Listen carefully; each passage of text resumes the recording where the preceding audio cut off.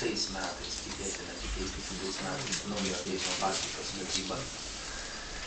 Iš kitos pusės taip pat buvo skirti pinigai ir senojo pastato nukenksminimui, nes iš tiesų kasdien reikia teismui dirbti.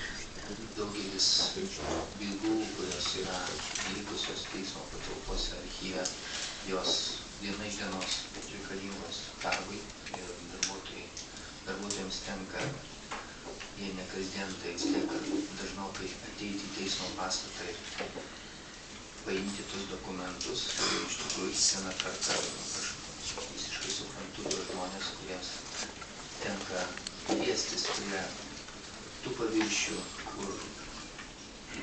kurie dar nenukenksminti. Dėl jų nuogąstavimo, dėl savo sveikatos, pagaliau dėl savo gyvybės. Todėl šiandien mes norėtume visus tos klausimus aptarti, pradedant nuo to, kad galbūt nuo pačio pastato.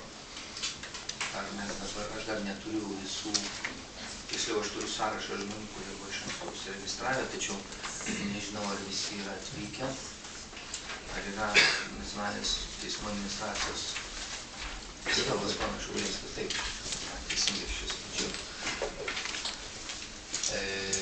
Tai turbūt klausimas jums dabar dėl, nes jūsų dispozicijai yra tie pinigai, kaip vyksta darbai, kokia situacija. Prašom.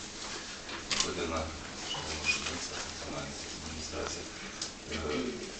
Mes vadovaujamės Ukmergės rajono savivaldybės ekstremalių situacijų operacijų centro posėdžio, kuris vyko kovo 22 dieną protokolu.